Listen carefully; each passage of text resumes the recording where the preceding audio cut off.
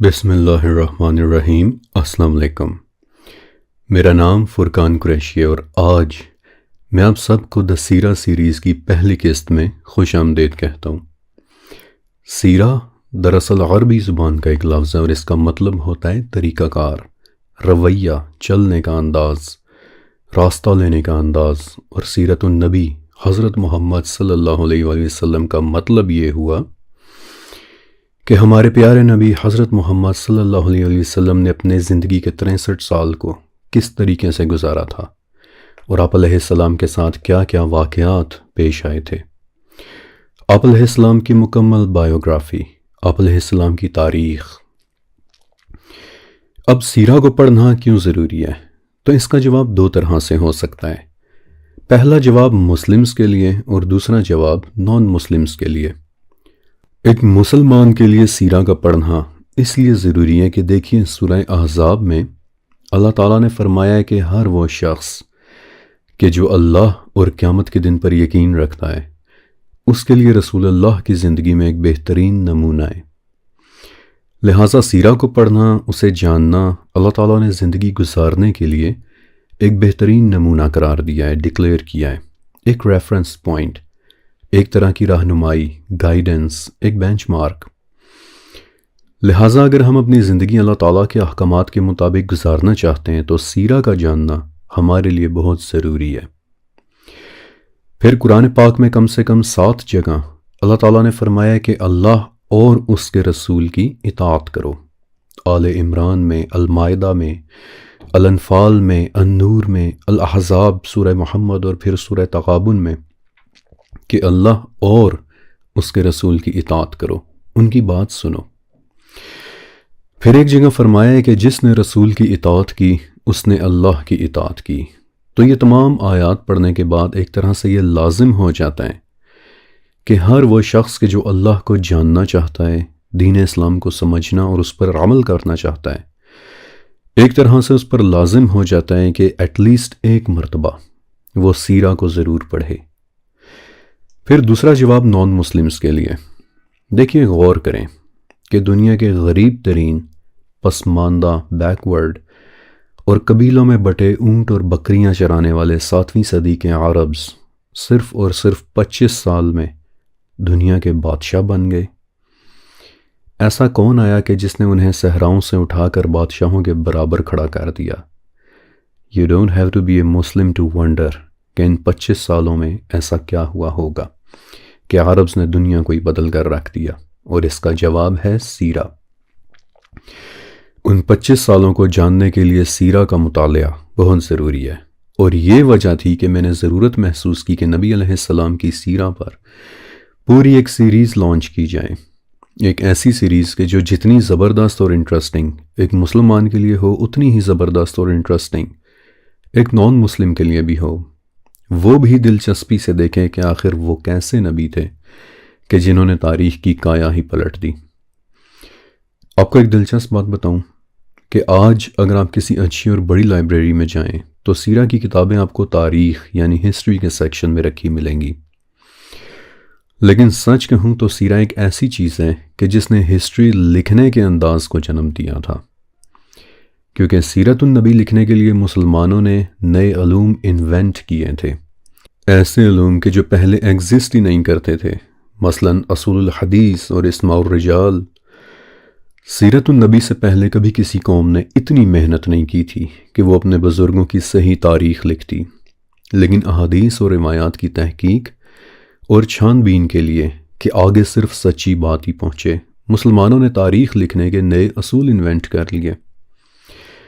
آپ کو پتہ ہے کہ مسلمانوں کا سیرہ یا تاریخ لکھنے کا انداز اتنا زبردست تھا کہ آج ماڈرن یورپ، نارتھ افریقہ کے ایک چھوٹے سے گاؤں میں رہنے والے ہسٹورین ابن خلدون کے متعلق کہتا ہے کہ انہوں نے تاریخ کو لکھنے کا طریقہ سکھایا تھا۔ لہٰذا سچ کہوں تو سیرہ کو پڑھنا تمام علوم کو پڑھنے کی ایک شروعات ہے۔ اگر علم ایک سمندر ہے تو سیرہ اس کا ساحل ہے۔ آج انشاءاللہ ایک مرتبہ ہم سیرہ شروع کر دیں تو دھیرے دھیرے ہر قسط کے ساتھ علم کا سمندر ٹھاٹھیں مارتا ہوا آپ کے سامنے آ جائے گا، اور آپ کو اسی خوبصورت سمندر تک لے جانے والی ہے فرقان قریشی بلاگز کی یہ خوبصورت پیشکش دا سیرہ سیریز۔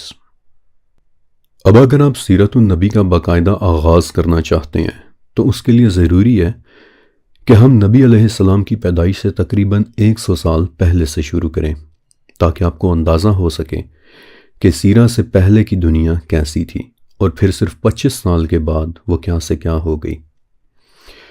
آج جس زمانے میں ہم رہ رہے ہیں اس کا نام 21ویں صدی ہے، لیکن جس صدی میں سیرت النبی کے واقعات پیش آئے تھے وہ صدی 7ویں صدی تھی، اور سیرہ کے لیے ضروری ہے کہ ایک مرتبہ ہم 7ویں صدی میں موجود دنیا کے اس نقشے کو بھی دیکھ لیں۔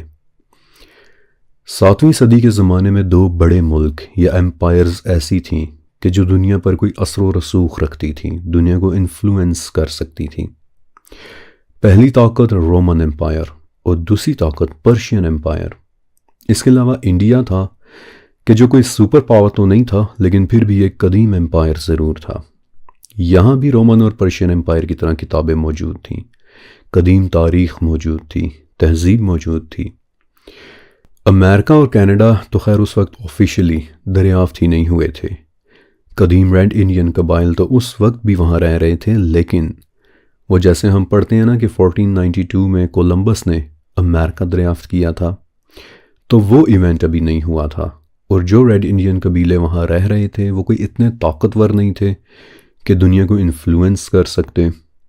اور دنیا کو بھی ان کے متعلق اتنا علم نہیں تھا کہ وہ ایگزسٹ کرتے بھی ہیں یا نہیں۔ اور پیچھے بچا افریقہ۔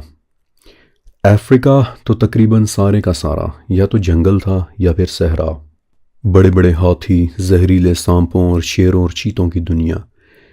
کہ جہاں ایسے ایسے گھنے جنگلات تھے کہ جہاں دن کو بھی سورج کی روشنی زمین تک نہیں پہنچ پاتی تھی، اور جن جگہوں پر افریقہ میں آبادی تھی وہ علاقے یا تو وار لارڈز کے سپرد ہوئے ہوئے تھے یا پھر پرانے زمانے کے آدم خور قبیلوں کی رہائش گاہیں تھیں۔ اس لیے افریقہ اور نارتھ ساؤتھ امریکہ دونوں کو میں اس نقشے میں گرے آؤٹ کر رہا ہوں۔ اوکے، اب آئیے سب سے پرانی اور سب سے بڑی پرشین ایمپائر کے متعلق دیکھتے ہیں کہ ان کے کیا حالات تھے۔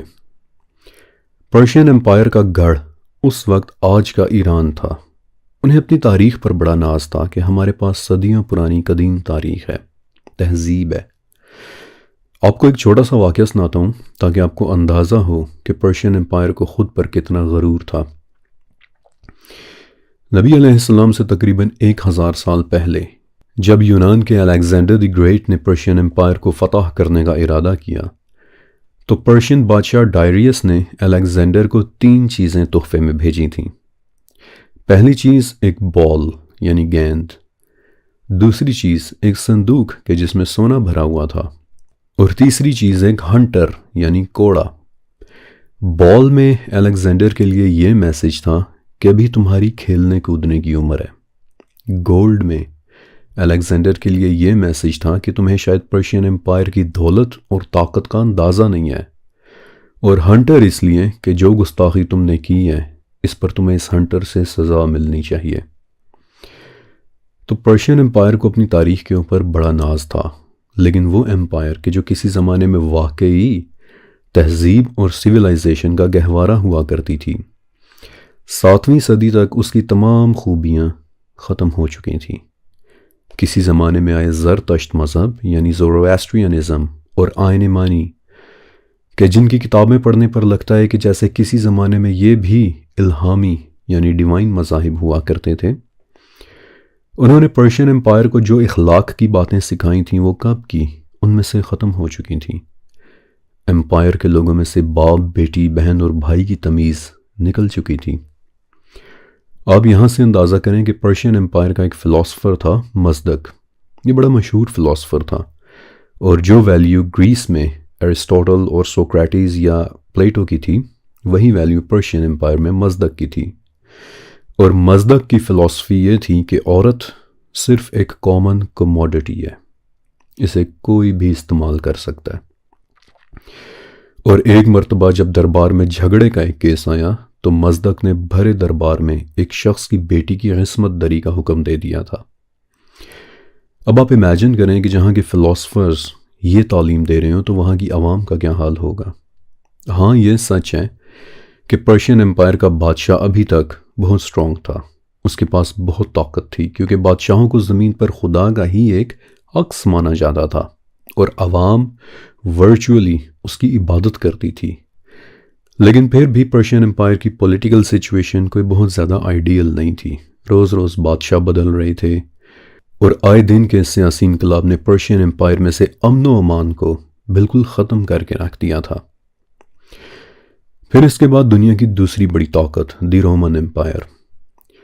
رومن امپائر دو ٹکڑوں میں تقسیم ہو چکی تھی،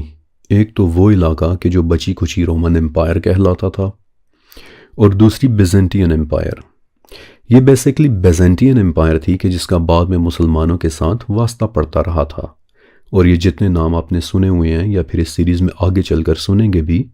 مثلا روم کا بادشاہ ہرکل یعنی ہیراکلیس وغیرہ، یہ سب بیزنٹین امپائر کے بادشاہ تھے۔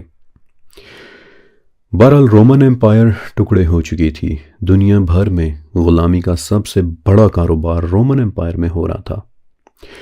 کوئی بھی شخص کہ جس پر قرضہ ہوتا، رومن امپائر میں اسے غلام بنا کر بیچ دینا بڑا کامن ہوا کرتا تھا۔ ماں باپ اپنا قرض اتارنے کے لیے اولاد کو بیچ دیتے اور اولاد اپنا قرض اتارنے کے لیے ماں باپ کو بیچ دیتی۔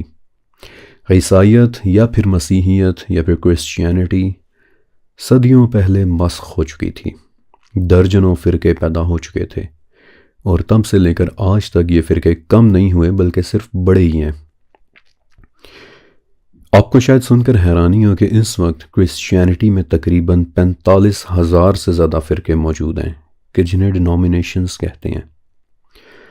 خیر اس ٹائم بیزنٹین امپائر میں اتنے فرقے تو نہیں تھے، لیکن پھر بھی توحید کی جگہ تثلیث یعنی ٹرینٹی نے لے لی تھی، یعنی کہ the father, the son and the holy spirit.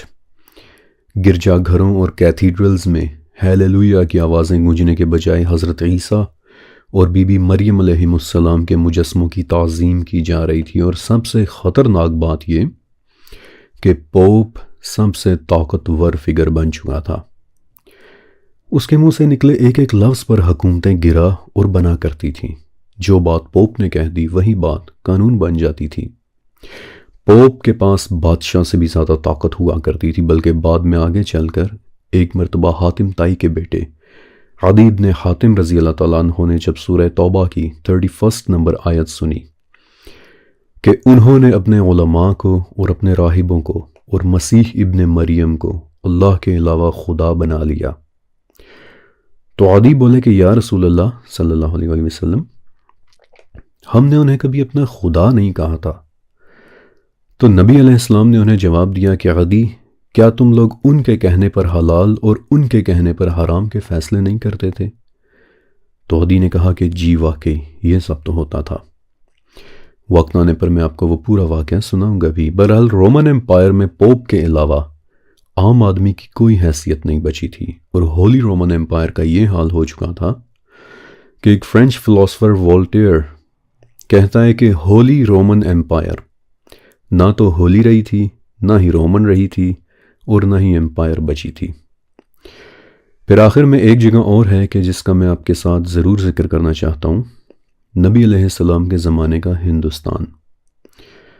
اب دیکھیے کہ اس وقت آج کل کی طرح پاکستان اور انڈیا تو تھا نہیں، بلکہ یہ سب ایک ہی جگہ کنسیڈر ہوتا تھا کہ جسے عربز اپنی زبان میں ہند کہتے تھے، اس لیے for the sake of reference میں بھی اسے ہند یا ہندوستانی کہوں گا۔ نبی علیہ السلام سے تقریباً 1000 سال پہلے الیگزینڈر دی گریٹ جب ہند میں آیا تو اس وقت اس کے ساتھ پوری ایک فوج آئی تھی کہ جس میں فوجیوں کے علاوہ ہر طرح کے لوگ تھے، لڑاکے فوجی اور جنگجوؤں سے لے کر تاریخ ریکارڈ کرنے والے علماء بھی، مسخروں سے لے کر ناچنے والیاں بھی، اور جانوروں کے شکاری بھی، کہانوں سے لے کر جیوگرافی پڑھنے اور اس کے لکھنے والے بھی۔ اور اس وقت ان لوگوں نے یہاں یعنی ہند کے متعلق بڑی زبردست انفارمیشنز ریکارڈ کی تھیں۔ ان لوگوں نے پہلی مرتبہ یہاں ہاتھی دیکھے تھے، پہلی مرتبہ بندر دیکھے تھے، کہ جن کے متعلق وہ بڑی حیرانی کے ساتھ لکھتے ہیں کہ یہ شاید انسانوں کا کوئی ایسا قبیلہ ہے کہ جسے شاید بولنا نہیں آتا۔ اب الیگزینڈر تو جہلم میں یہاں کے راجہ پورس کے ساتھ لڑائی کے بعد شدید زخمی ہو گیا تھا، اور بعد میں پھر اپنی فوج کے بہت زیادہ کہنے پر وہ پوری دنیا کو فتح کرنے کا خواب اپنی آنکھوں میں لیے واپس چلا گیا تھا، لیکن اس کی فوج میں سے کچھ لوگ پھر یہیں ہند میں ہی آباد ہو گئے تھے، اور بعد میں پھر انہوں نے بڑی زبردست کتابیں لکھیں اور بتایا کہ کیسے الیگزینڈر کے بعد یہاں چندر گپت موریہ اور اشوک جیسے بادشاہوں نے بڑی بڑی عظیم الشان امپائرز قائم کی تھیں۔ آئی نو کہ یہ بات ہمارے ٹاپک کے ساتھ کوئی اتنی زیادہ ریلیونٹ نہیں ہے، لیکن چونکہ میں اور آپ ہم برِ صغیر سے ہیں، پاکستان اور انڈیا سے ہیں، اس لیے اچھا لگتا ہے یہ جان کر کہ نبی علیہ السلام کے دور میں ہمارا یہ علاقہ کیسا ہوا کرتا تھا۔ دیکھیے، نبی علیہ السلام سے کچھ صدیوں پہلے تک ہند ایک بہت بڑی طاقت تھا، آپ اسے ایک چھوٹی سی امپائر بھی کہہ سکتے ہیں، اور اس وقت یہاں کی بادشاہت بہت طاقتور تھی۔ میں آپ کو ایک چھوٹا سا واقعہ سنانا چاہتا ہوں کہ جب مہاراجہ اشوک نے وہ تاج پہنا کہ جو صرف پورے برِ صغیر کا بادشاہ پہن سکتا تھا، تو تمام چھوٹے موٹے راجہ مہاراجہ اس کے سامنے جھک گئے۔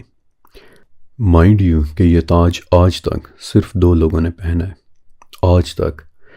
صرف 2 لوگوں کی پورے انڈین سب کانٹیننٹ کے اوپر حکومت ہوئی ہے، ایک تو سمراٹ اشوک اور دوسرا شہنشاہ اکبر۔ تو سمراٹ اشوک کے سامنے تمام چھوٹے موٹے راجہ مہاراجہ جھک گئے سوائے ایک راجہ کے، انڈیا کی ریاست اڑیسہ کا راجہ، اور تب اشوک نے غصے میں پوری طاقت کے ساتھ اڑیسہ پر چڑھائی کر دی تھی، اور اس وقت نبی علیہ السلام سے چند صدیاں پہلے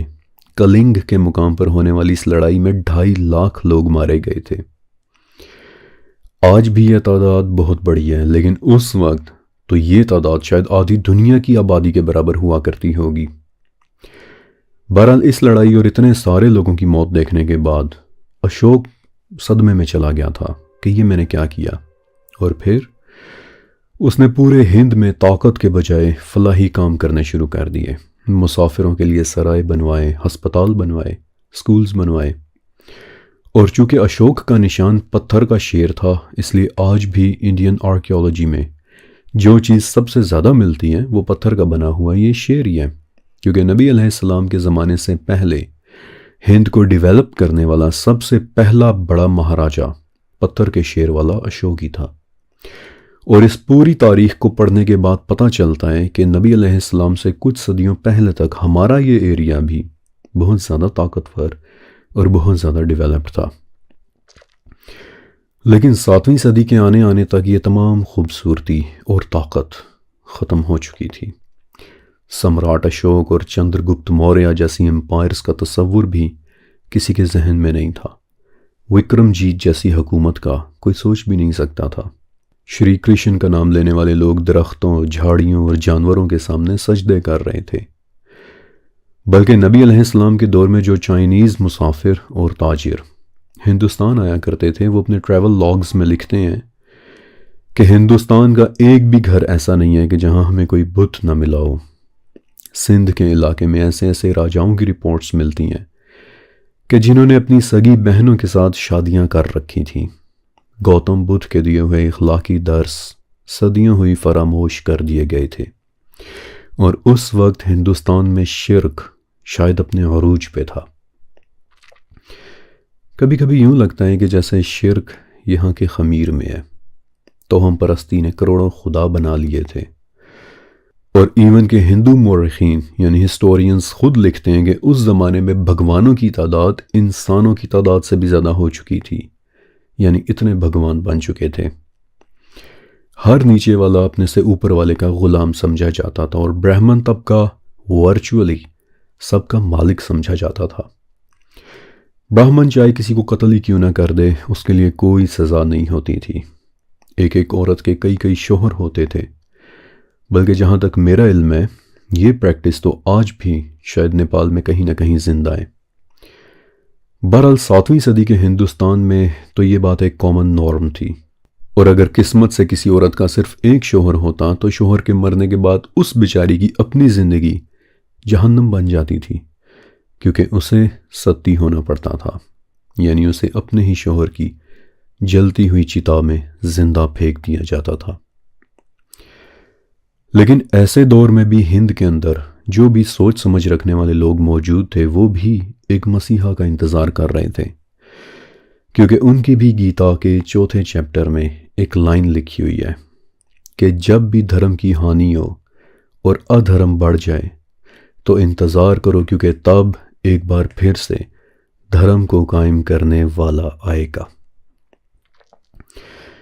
میں نے آپ کو نبی علیہ السلام کے دور میں موجود اپنے وقت کی تینوں سپر پاورز کے حالات بتائے، اور آپ نے دیکھا کہ جنرلی دنیا کے کسی ملک یا علاقے میں انسانیت ایز اے ہول قائم دکھائی نہیں دیتی تھی۔ اب ایسے گلوبل اور پوری دنیا میں چھائے اندھیروں کے زمانے میں اگر کسی قوم سے اچھائی یا خوبی کی کوئی امید تھی تو وہ قوم بنی اسرائیل تھے، لیکن بنی اسرائیل کو ان کے اپنے ہی غرور اور تکبر نے برباد کر کے رکھا ہوا تھا۔ وہ دنیا میں رہنے والی تمام مخلوقات میں سے صرف خود کو اللہ کا محبوب اور اس کا کنبہ مانتے تھے۔ ان کا عقیدہ تھا کہ چونکہ اللہ تعالیٰ نے ان پر بہت کرم اور انعامات کیے تھے، اس لیے ان سے تو کوئی پوچھ گچھ ہونی ہی نہیں ہے۔ اسی لیے دولت، پیسہ اور سود خوری کی محبت ان کی رگوں میں شامل ہو گئی تھی، اور سود کھانے والا انسان ہمیشہ سنگ دل ہوتا ہے۔ آپ دیکھیں گے کہ سود خور کے دل میں سے رحم سب سے پہلے اٹھتا ہے، اور یہی کچھ بنی اسرائیل کے ساتھ ہوا تھا۔ معمولی زیور کے لالچ میں چھوٹے چھوٹے بچوں کو مار دیتے تھے۔ اب حالانکہ یہ بات سچ ہے کہ بنی اسرائیل کی ہسٹری بہت رچ تھی، بہت پرانی تھی، لیکن ایک تو ان کی تعداد کوئی اتنی زیادہ نہیں تھی، دوسرا یہ کہ ان کی حرکتوں اور ان کی ذلت کی وجہ سے دنیا میں ان کی کوئی خاص ویلیو نہیں بچی تھی۔ نہ تو بیت المقدس ان کے پاس تھا، نہ ہی کوئی بڑا ملک ان کے پاس تھا۔ الغرض ہر اعتبار سے، چاہے وہ مذہبی ہو یا سیاسی ہو یا اخلاقی ہو، بنی اسرائیل ایک مسخ شدہ قوم بن کر رہ گئے تھے۔ اور ایسے دور میں، ایسے اندھیروں اور جاہلیت کے دور میں ایک ایسا ایونٹ ہوا کہ صرف 25 سال کے اندر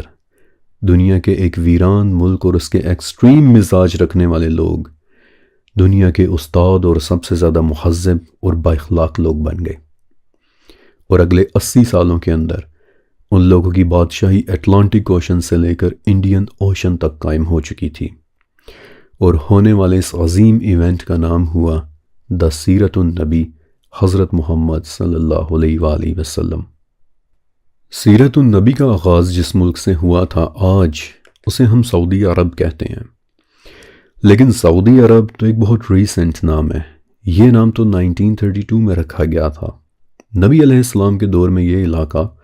مختلف ریجنز اور علاقوں میں بٹا ہوا تھا، مثلا حجاز، نجد، نجران اور یثرب وغیرہ۔ آپ علیہ السلام کے دور میں یہ علاقہ موسٹلی ایک خشک اور ریتیلا علاقہ تھا۔ ہاں، سمندروں کے قریب کچھ علاقوں میں ہریالی تو تھی، لیکن زیادہ تر عرب ویران، سنگلاخ، پہاڑی اور ریگستانی ہوا کرتا تھا۔ پورے ملک میں کوئی بھی ایک بڑا دریا نہیں تھا، اور کھجور کے علاوہ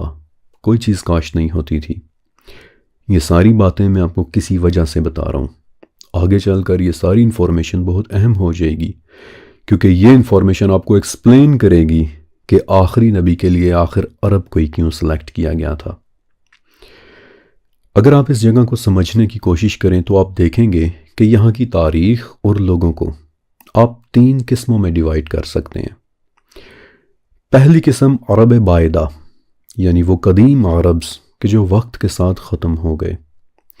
کچھ کے تو آپ نے صرف نام ہی سنے ہوں گے، مثلا قوم عاد، قوم سمود، عمالیق اور جتلیس وغیرہ، لیکن اب ان لوگوں کا کوئی نام و نشان باقی نہیں بچا تھا۔ ہاں، آرکیولوجی کی حد تک ان کے ثبوت مل جاتے ہیں، مثلا آپ میں سے جو فیملی ممبر سعودی عرب میں رہتے ہیں یا کبھی گئے ہیں، انہوں نے شاید کبھی اس پہاڑ کی تصویر یا پھر اسے اپنی آنکھوں کے سامنے ضرور دیکھا ہوگا۔ مدائن صالح کہ جو مشہور ہے کہ کسی زمانے میں یہ قوم سمود کے محلات ہوا کرتے تھے۔ پھر نجد، احقاف اور حضر موت وغیرہ سے آرکیولوجی کی کھدائیوں کے دوران کچھ پرانے زیورات اور ٹوٹی پھوٹی عمارتیں ایسی ملی ہیں کہ جنہیں دیکھ کر اندازہ ہو جاتا ہے کہ ہندوستان، پرشین اور رومن امپائرز کی طرح کسی زمانے میں عرب میں بھی عظیم لوگ رہا کرتے تھے، but not any more. By the way جنہیں قرآن میں بھی ارم ذات العماد کہہ کر ریفر کیا گیا ہے، یعنی ارم والے، کہ جن کے جیسا اور کوئی بھی نہیں تھا۔ آپ کو یاد ہوگا کہ ایک مرتبہ 40,000 سالوں کے علم والے سیزن میں میں نے ان پر ایک ویڈیو بھی بنائی تھی، ارم والے، ستون در ستون در ستون در ستون۔ پھر دوسری قسم عرب عربہ۔ اب یہ وہ باشندے تھے کہ جو عرب میں رہنے والے زندہ لوگ تھے، اور یہ تب وہاں رہ رہے تھے کہ جب ابراہیم علیہ السلام مکہ آئے۔ انہیں قحطانی عرب بھی کہتے ہیں، لیکن نبی علیہ السلام ان عربز میں سے نہیں تھے، بلکہ آپ تیسری قسم کے عربز یعنی عرب مستعربہ میں سے تھے، یعنی کہ وہ عربز کے جو بعد میں ابراہیم اور اسماعیل علیہ السلام کی نسل میں سے پیدا ہوئے۔ میں جانتا ہوں کہ یہ تھوڑے سے مشکل نام ہیں، لیکن انہیں جاننا ضروری ہے، کیونکہ اس طرح آپ کو نبی علیہ السلام کی لائنیج کا پتہ چل جائے گا۔ اور ویسے بھی اب ہم سیرت النبی اٹسیلف شروع ہونے کے قریب پہنچ چکے ہیں۔ جب حضرت نوح علیہ السلام کا سیلاب آیا تھا اور تمام دنیا اس میں غرق ہو گئی تھی، اور دلچسپ بات یہ کہ اس سیریز سے پہلے ابھی میں نے طوفان نوح والے ٹاپک کو ہی کور کیا تھا، تو سیلاب ختم ہونے کے بعد نوح علیہ السلام کے بیٹے دنیا کی مختلف ڈائریکشنز میں چلے گئے تاکہ ایک بار پھر سے اس دنیا کی آبادی بڑھ سکے۔ اور اس وقت اس ویڈیو کے آخر میں آپ نے کمنٹس میں ایک سوال بہت زیادہ پوچھا تھا کہ بیٹوں نے آبادی کیسے بڑھائی تھی؟ صرف بیٹے نہیں تھے، ان کی بیویاں بھی ان کے ساتھ تھیں۔ بک آف جوبلیز کے جو بک آف اینوخ کے ساتھ غار میں دفن ہوئی ملی تھی، اس میں تینوں بیٹوں کی تینوں بیویوں کے نام مل جاتے ہیں۔ تھوڑے سے مشکل نام ہیں، but if you want to know, Sam کی بیوی کا نام تھا صدقت علی باب، حام کی بیوی کا نام تھا نعلتمعوک، اور یافس کی بیوی کا نام تھا اداتاناسیس۔ تو سیلاب کے بعد نوح علیہ السلام کے تینوں بیٹے اپنی اپنی بیویوں اور فیملیز کے ساتھ دنیا کی مختلف ڈائریکشنز میں جا کر آباد ہو گئے، اور عرب کی طرف آنے والے بیٹے کا نام تھا سام، اور سام کی نسل میں سے پھر عربز پیدا ہوئے۔ اب ظاہر ہے کہ اس دوران کئی صدیاں بیت گئیں، یہ واقعات میں بھی 2-3 ہزار سال کے اوپر محیط ہیں۔ مختلف قبیلے وجود میں آ گئے کہ جن میں سے ایک قبیلے کا نام تھا بنو جرہم۔ اس کا نام آپ نے اپنے ذہن میں رکھنا ہے۔ اب یہ وہ وقت تھا کہ جب حضرت ابراہیم علیہ السلام پہلی مرتبہ مکہ آئے۔ وہ بہت مشہور ڈیٹیلز ہیں، لیکن میں ان ڈیٹیلز میں نہیں جا رہا، ورنہ یہ ویڈیو بہت لمبی ہو جائے گی۔ اس لیے میں ایزیوم کر رہا ہوں کہ آپ نے میری 40,000 سالوں کے علم سیریز کا 9th اور 10th چیپٹر دیکھا ہوگا کہ جو حضرت ابراہیم علیہ السلام کے متعلق ہے کہ وہ عرب کیسے آئے تھے، اور ان کے ساتھ بی بی ہاجرہ علیہ السلام اور چھوٹے سے بچے حضرت اسماعیل علیہ السلام تھے۔ ابراہیم علیہ السلام اپنی اس چھوٹی سی فیملی کے ساتھ مکہ پہنچے، اور اس وقت کعبہ تو وہاں تھا نہیں، بس ٹیلے کی طرح ابھری ہوئی ایک زمین ہی تھی۔ یہ تو آپ کو پتہ ہی ہے کہ کعبہ تو پھر بعد میں سورہ بقرہ کے مطابق ابراہیم اور اسماعیل علیہ السلام دونوں نے مل کر بنایا تھا۔ بہرحال ابراہیم علیہ السلام نے بی بی ہاجرہ اور اسماعیل علیہ السلام کو یہی مکہ کے بیابان میں چھوڑا۔ کیوں چھوڑا؟ وہ ڈیٹیلز آپ کو کسی بھی کتاب الانبیاء کے اندر مل جائیں گی۔ تھوڑی سی کھجوریں اور پانی ساتھ دے دیے، کیونکہ دینے کے لیے تو اور کچھ تھا بھی نہیں، اور یہ سامان بھی کچھ ہی دن کے بعد ختم ہو گیا۔ تو پھر جبرائیل علیہ السلام آئے اور انہوں نے زمین پر اپنا پاؤں مارا، تو زمین سے پانی پھوٹ پڑا کہ جو آج تک نکل رہا ہے، اور اس پانی کا نام ہے آب زمزم۔ آئی نو کہ آپ سوچ رہے ہوں گے کہ ہم سب نے تو بچپن سے یہ سن رکھا ہے کہ حضرت اسماعیل علیہ السلام نے زمین پر پاؤں مارا تو آب زمزم نکلا تھا، لیکن زمزم کے متعلق تمام احادیث میں حضرت جبرائیل علیہ السلام کا نام لکھا ہے کہ اٹ واز جبرائیل۔ ریفرنسز انشاءاللہ میں نیچے اسکرین کے اوپر لکھ دوں گا۔ بہرحال جبرائیل علیہ السلام نے زمین پر پاؤں مارا تو اس سے پانی پھوٹ پڑا، اور اس وقت یہ پانی کسی چشمے کی طرح ابل کر نکل رہا تھا، اور ایک مرتبہ نبی علیہ السلام نے بتایا بھی تھا کہ بی بی ہاجرہ نے پانی کے گرد مٹی ڈال کر اسے روکنے کی کوشش کی۔ آپ علیہ السلام نے بتایا تھا کہ اللہ ان پر رحم کریں، اگر وہ اسے روکنے کی کوشش نہ کرتی تو زمزم آج بھی کسی طاقتور چشمے کی طرح بہہ رہا ہوتا۔ اب کہ جب زمزم پھوٹ پڑا اور بی بی ہاجرہ اور اسماعیل علیہ السلام پانی کے بعد یہاں سیٹل ڈاؤن ہو گئے، تو کچھ عرصے بعد یہاں سے وہی قبیلہ گزرا کہ جس کا بھی میں نے آپ کو نام بتایا تھا، بنو جرہم۔ جب ان لوگوں نے دیکھا کہ یہاں تو پانی کی ریل پیل ہے، تو انہوں نے بی بی ہاجرہ سے درخواست کی کہ وہ ان لوگوں کو بھی یہاں پانی کے قریب رہنے کی اجازت دے دیں، کہ جو بی بی ہاجرہ نے انہیں دے دی۔ اب اس پوائنٹ تک حضرت ابراہیم علیہ السلام، بی بی ہاجرہ علیہ السلام اور اسماعیل علیہ السلام کی لینگویج عربی نہیں تھی، کیونکہ یہ لوگ تو مائیگریٹ ہو کر مکہ آئے تھے۔ لیکن جب بنو جرہم بھی یہاں سیٹل ڈاؤن ہو گئے، تب اسماعیل علیہ السلام نے ان سے عربی سیکھ لی، اور بعد میں بنو جرہم کی ایک خاتون کے ساتھ ان کی شادی بھی ہو گئی، اور یوں پھر وہ نسل پیدا ہونا شروع ہوئی کہ جس میں آگے چل کر پھر نبی علیہ السلام تشریف لائے۔ حضرت اسماعیل علیہ السلام کی اولاد میں سے پھر 12 بیٹے پیدا ہوئے، اور آبویسلی اب ان کی فیملی میں پھر عربی زبانی بولی جانے لگی تھی، اور ماشاءاللہ یہ ایک اتنی بڑی فیملی ہو گئی تھی کہ اب یہ لوگ صرف مکہ میں پورے نہیں آ سکتے تھے، لہٰذا کوئی فیملی ادھر کو نکل گئی اور کوئی فیملی ادھر کو نکل گئی۔ لیکن ان کا ایک بیٹا عدنان اپنی فیملی کے ساتھ ہمیشہ مکہ کے قریب رہا، اور یہ وہ عدنان تھے کہ جن کے متعلق ایک مرتبہ حضرت عائشہ رضی اللہ تعالیٰ عنہ نے بتایا تھا کہ عدنان تک کا نسب ٹھیک ٹھیک پتہ چل جاتا ہے۔ بلکہ تاریخ الامم والملوک میں ایک روایت ہے کہ نبی علیہ السلام جب بھی اپنا سلسلہ نسب بتایا کرتے تھے تو ہمیشہ عدنان تک بتاتے تھے، اور پھر ان کے نام تک پہنچ کر رک جاتے تھے۔ پھر عدنان کی فیملی میں مزید بہت سارے قبیلے بنے کہ جن میں سے ایک شخص گزرا نضر، کہ جن کا لقب تھا قریش، اور قریش کا لقب انہیں اس لیے ملا کیونکہ قریش کا مطلب ہوتا ہے ایک جگہ اکٹھا ہونا، اور نضر نے اپنے تمام بھائیوں کو ایک جگہ یعنی مکہ میں اکٹھا کیا تھا۔ پھر قریش میں سے بھی آگے بہت سارے قبیلے ہوئے کہ جن میں سے ایک آدمی کا نام تھا عبد مناف، اور عبد مناف کے پھر 4 بیٹے تھے کہ جن میں سے 2 کے نام میں چاہتا ہوں کہ آپ یاد کر لیں۔ ایک بیٹے کا نام مطلب اور دوسرے بیٹے کا نام ہاشم، کیونکہ انہی 2 ناموں سے پھر سیرت النبی کا باقاعدہ آغاز ہوتا ہے۔ اس لائنیج کے علاوہ عدنان کی تمام اولاد مکہ سے نکل کر ادھر ادھر چلی گئی، اور مکہ کے قریب میں صرف قریش کے ہی قبیلے آباد رہ گئے۔ اب حالانکہ قریش کے یہ قبیلے سب آپس میں کزنز ہی تھے، لیکن پھر بھی ان میں ہر وقت آپس کی شدید لڑائیاں چلتی رہتی تھیں۔ لیکن پھر ایک پوائنٹ ایسا آیا کہ ان میں قصی ابن کلاب نام کا ایک شخص آیا کہ جس نے تمام قبائل کو ایک جگہ جوڑ کر رکھ دیا۔ قصی ابن کلاب کے بارے میں آپ کو اس لیے بتا رہا ہوں کیونکہ بعد میں اس کا نام آپ اکثر سنیں گے، کیونکہ قصی قریش میں ایک بہت بڑی اتھارٹی سمجھا جاتا تھا، اور کفار مکہ نبی علیہ السلام کو قصی کا نام لے کر چیلنج کیا کرتے تھے کہ محمد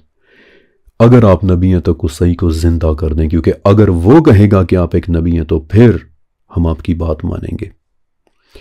بہرحال وہ ڈیٹیلز انشاءاللہ آگے آئیں گی، لیکن قصی نے تمام قبائل اور ان کزنز کو آپس میں یونائٹڈ کر دیا، اور اس عظیم یونٹی سے فائدہ یہ ہوا کہ مکہ اور کعبہ کی کسٹڈی ایک بار پھر سے قریش کے پاس آ گئی۔ یہ لوگ کعبہ کے کیئر ٹیکرز بن گئے۔ قصی نے کعبہ کی مرمت کروائی، اپنے لیے ایک بہت بڑا محل بنوایا کہ جس کے ایک کمرے میں قریش کے تمام بڑے بڑے سردار جمع ہوا کرتے تھے، تمام بڑے بڑے فیصلے کیا کرتے تھے، اور اس کمرے کا نام دار الندوہ ہوتا تھا۔ وہیں پر یہ فیصلہ ہوا کہ حاجیوں کو 3 دن تک کھانا کھلانا قریش کی ذمہ داری ہوگی۔ جنگ پر جانے والی پارٹیز کا جھنڈا یعنی لیوا قصی ہی باندھا کرتا تھا۔ حجابت یعنی خانہ کعبہ کی چابیوں کی کسٹڈی قصی ہی کے پاس تھی، وہی کعبہ کا دروازہ کھولتا اور پھر بند کیا کرتا تھا۔ قصی قریش کا بہت بڑا سردار تھا، اور اس کے پاس 5 ایسے عہدے تھے کہ جو کسی اور کے پاس نہیں تھے۔ دار الندوہ کی صدارت، خانہ کعبہ کی حجابت یعنی کسٹڈی، رفادہ اور سقایت یعنی حاجیوں کو کھانا اور پانی دینے کی مینجمنٹ، اور لیوا یعنی جھنڈا بلند کرنے کا عہدہ، یہ صرف قصی کے پاس ہوتا تھا، اور بعد میں پھر یہ تمام عہدے عبد المطلب کے پاس آ گئے کہ جو پھر نبی علیہ السلام کے دادا بنے تھے۔ ابھی تھوڑی دیر پہلے میں نے آپ کو کہا تھا کہ 2 نام اپنے اپنے ذہن میں رکھنے ہیں، ایک تو ہاشم اور دوسرا مطلب۔ نبی علیہ السلام کا خانوادہ یعنی آپ علیہ السلام کے بزرگوں کا سلسلہ مشہور ہوتا ہے ہاشم سے۔ وہ آپ نے کلام سنا بھی ہوگا کہ ہاشمی و مطلبی ہے، فخر امی و ابی ہے۔ ہاشم اور مطلب یہ دونوں آپس میں بھائی تھے۔ ہاشم ایک امیر آدمی تھے، ان کے پاس حاجیوں کو پانی پلانے اور کھانا کھلانے کی ذمہ داری تھی، اور وہ کھل کر لوگوں کو کھانا کھلایا کرتے تھے۔ انفیکٹ ہاشم کا مطلب ہی ہوتا ہے توڑنے والا، چورا کرنے والا، بالخصوص روٹی کو۔ اور تاریخ کی کتابوں میں لکھا ہے کہ ہاشم کی یہ ایک خصوصیت تھی کہ جب وہ حاجیوں کے لیے کھانے کا بندوبست کرتے تو گوشت والے سالن میں روٹیاں بھگو کر اور توڑ کر ان میں بانٹا کرتے تھے، لہٰذا وہ اپنے نام کے مستاق ہو گئے۔ بہرحال ایک مرتبہ تجارت کے سلسلے میں ہاشم شام کی طرف گئے تو راستے میں مدینہ بھی پڑتا تھا۔ اب وہاں کچھ دن رکے اور اس دوران وہاں موجود ایک خاتون سلمہ بنت عمرو کے ساتھ شادی کر لی، اور سوچا کہ واپسی پر سلمہ کو اپنے ساتھ مکہ لے جاؤں گا، لیکن جب شام پہنچے تو وہاں پہنچ کر ہاشم کی وفات ہو گئی۔ اس بات کو کئی مہینے گزر گئے اور پیچھے سے مدینہ میں سلمہ کے ہاں ایک پیارا سا بیٹا پیدا ہوا کہ جس کے ساتھ ایک عجیب معاملہ تھا، اور وہ یہ کہ اس بچے کے سر پر تھوڑے تھوڑے سفید بال تھے، لہٰذا گھر والوں نے پیار سے اس بچے کو شیبہ شیبہ کہنا شروع کر دیا، کہ جو بیسیکلی ایک پودے کا نام ہے کہ جس کی شاخیں سفید ہوتی ہیں۔ یہ بچہ کئی سال تک اپنی والدہ کے ساتھ مدینہ میں رہا، جبکہ پیچھے مکہ میں اس بچے کے والد یعنی ہاشم کی فیملی کو اس بچے کی موجودگی کا کچھ علم نہیں تھا۔ لیکن پھر کسی طرح سے ہاشم کے بھائی مطلب کو اس بچے کی موجودگی کا پتہ چل گیا، اور وہ اس بچے کو لینے کے لیے مدینہ آ گئے۔ لیکن جب اسے دیکھا تو پھوٹ پھوٹ کر رونے لگے کہ یہ میرے مرحوم بھائی کی نشانی ہے، اور سلمہ سے اجازت مانگی کہ کیا میں اسے اپنے ساتھ مکہ لے کر چلا جاؤں۔ لیکن سلمہ ماں تھیں، ایسے کیسے آسانی کے ساتھ اجازت دے دیتی، لیکن مطلب نے انہیں یقین دلایا کہ مکہ میں بہت ناز کے ساتھ اس بچے کی پرورش ہوگی، یہ سرداروں کے ساتھ پلے گا۔ اور یوں اللہ کے حرم اور ایک روشن مستقبل کا سوچ کر سلمہ نے مطلب کو وہ بچہ لے جانے کی اجازت دے دی۔ اور جب یہ لوگ مکہ پہنچے تو لوگوں نے سمجھا کہ یہ بچہ شاید مطلب کا نیا غلام ہے، لہٰذا انہوں نے شیبہ کو عبد المطلب کہنا شروع کر دیا، یعنی مطلب کا غلام یا مطلب کا بندہ۔ حالانکہ مطلب نے انہیں بہت سمجھایا کہ یہ میرا غلام نہیں بلکہ میرے بھائی کا بیٹا ہے، لیکن پھر ساری عمر کے لیے شیبہ کا نام عبد المطلب ہو گیا، اور پھر یہ وہ عبد المطلب تھے کہ جو آگے چل کر نبی علیہ السلام کے دادا بنے۔ یہاں تک میں نے آپ کو جو بھی انفارمیشن دی، اس سب کا ایک ریزن تھا۔ آپ غور کریں کہ میں نے آپ کو پرشین، رومن اور انڈین امپائرز کے متعلق بتایا تاکہ آپ کو اندازہ ہو جائے کہ نبی علیہ السلام کی پیدائش تک دوسرے تمام بڑے ملک کسی نہ کسی زمانے میں ایٹ لیسٹ ایک مرتبہ ترقی اور عروج کی حالت میں رہ چکے تھے، جبکہ Arabs they never had a chance۔ پھر اس کے بعد دنیا کے تمام ملک کسی نہ کسی کے انڈر کنٹرول ضرور رہے ہیں، مثلا الیگزینڈر دی گریٹ، دیکھیں کہ اس نے کہاں کہاں تک کے علاقوں کو فتح کیا تھا، یہاں جہلم تک آیا تھا، اور پھر بعد میں وہ لوگ خود بھی کسی اور کے ہاتھوں مفتوح ہوئے۔ جبکہ عربز کے ساتھ ایسا نہیں تھا، یہاں پر کبھی کوئی قابض نہیں ہوا، اور اس کی ایک وجہ تھی بھی۔ میں نے آپ کو بتایا تھا نا کہ عرب میں کھجوروں کے علاوہ کھانے کے لیے کچھ خاص پیدا نہیں ہوتا تھا، نہ یہاں کوئی بڑا دریا تھا، تو ان عظیم ریگستانوں اور کھانے پینے کی چیزوں کی قلت، فوڈ کی اسکیرسٹی اور کسی بھی انٹرسٹنگ چیز کے نہ ہونے کی وجہ سے کبھی بھی کسی بڑے بادشاہ نے عرب کو فتح کرنے کی خواہش بھی نہیں کی، نہ ہی یہاں کوئی اتنے خاص ٹورسٹس یا پھر تاجر آیا کرتے تھے۔ اس لیے as a whole Arab society باقی دنیا سے اور باقی دنیا عرب سوسائٹی سے بے خبر ہی رہی تھی، اور اس لیے یہاں کی زبان کبھی کسی کے ساتھ مکس نہیں ہوئی، نہ کبھی کسی نے یہاں آ کر اپنی زبان کو فورس کیا، اور نہ ہی عربز نے کبھی دوسری زبانوں کو اپنے اندر مکس کیا۔ اور سیریز میں آگے چل کر آپ دیکھیں گے کہ اس بات کا بہت بہت زبردست امپیکٹ پڑا تھا۔ پھر پرشین، رومن اور انڈین امپائرز کی تعلیم، تہذیب اور اخلاقی حالت بہت مسخ ہو چکی تھی، ان میں سچائی اور حق کو ایکسیپٹ کرنے کی کوئی صلاحیت باقی نہیں بچی تھی، جبکہ عرب ابھی بھی اس کمزوری سے پاک تھے۔ آگے چل کر میں آپ کو ان کی برائیاں بھی بتاؤں گا، لیکن ان تمام برائیوں کے باوجود ان میں آزادی، بہادری اور سچ سے محبت ابھی بھی موجود تھی، اس لیے باقی تمام ممالک کی نسبت سچ کو ایکسیپٹ کرنے کی سب سے زیادہ صلاحیت سٹل عربز میں موجود تھی۔ پھر عرب کی اسٹریٹجک لوکیشن، غور سے اس نقشے پر عرب کی لوکیشن کو دیکھیے، کیونکہ عرب ایک ایسی جگہ پر ہے کہ جسے اگر ہم دنیا کا سینٹر کہیں تو شاید غلط نہیں ہوگا۔ ایک طرف افریقہ کا وسیع و عریض بر اعظم، دوسری طرف انڈین اور پرشین امپائرز، تیسری طرف یورپ اور پھر رومن امپائرز۔ تو یہ وہ تمام وجوہات تھیں کہ جن کی وجہ سے اب عربز کی باری تھی کہ وہاں سے سیرہ کا دور شروع ہو، وہاں سے سچائی کا جھنڈا بلند ہو اور ایک ایسا چراغ جلے گا جس کی روشنی سے پچھلی تمام امپائرز کی روشنیاں ماند پڑ جائیں۔ یہ وجہ تھی عربز کی سلیکشن کی۔ اب ہم سیرت النبی کے بالکل قریب پہنچ چکے ہیں، لیکن یہ مت سوچئے گا کہ سیرہ کا دور بہت آئیڈیل اور خوبصورت حالات میں شروع ہوا تھا۔